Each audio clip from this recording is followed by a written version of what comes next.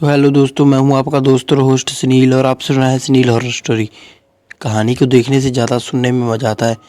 तो दोस्तों, आज की कहानी एक छोटी सी है, एक सच्ची घटना पर आधारित है। शलावा भूत की सच्ची घटना। तो दोस्तों, चैनल को सब्सक्राइब कर लें। अगर आपको कहानी अच्छी लगी तो लाइक कर देना। तो आज की शॉर्ट कहानी शुरू करते हैं। ये हादसा मेरे भाई के साथ हुआ था, जो हैदराबाद में रहता है। ये बात 2015 की है। वो इस समय बीटेक की पढ़ाई कर रहा था।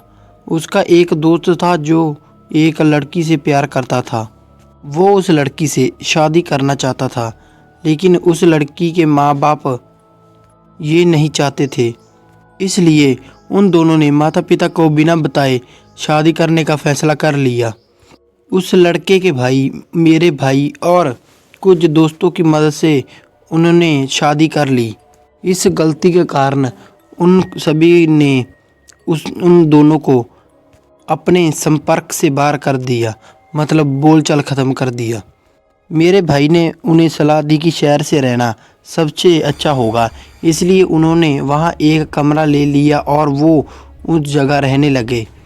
उस जगह को कोई नहीं जानता था सिवाय मेरे भाई और उसके दोस्तों के। रात के समय शायद 3 बजे उनकी शादी हुई थी। उन्होंने मेरे भाई को बुलाया और कहा कि उन्हें बाहर से कुछ आवाज़ें सुनाई दे रही हैं और कोई बार बार दरवाज़ा खटखटा रहा है।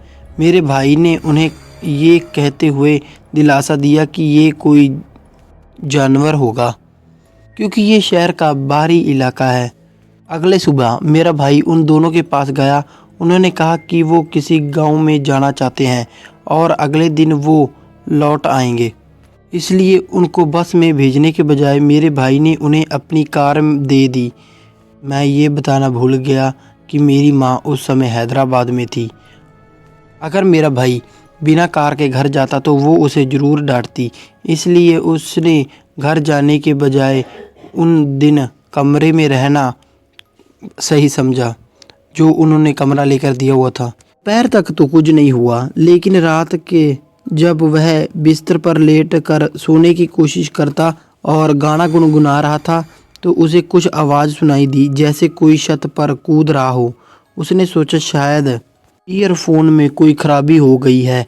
उसने इस बात को नज़रअंदाज किया और कुछ समय उसने हेडफोन को हटा दिया, क्योंकि उसे नींद नहीं आ रही थी। रात के तकरीबन 12:30 बजे उसने सुना कि कोई दरवाजे पर नॉक कर रहा है। उसने सोचा कि दरवाज़ा खोले, पर उसने नहीं खोला। तभी अचानक उसने एक लड़की को चिल्लाते हुए सुना। वह कह रही थी कि दरवाज़ा खोलो, कोई मुझे मारने की कोशिश कर रहा है। आवाज़ कई बार रिपीट हुई।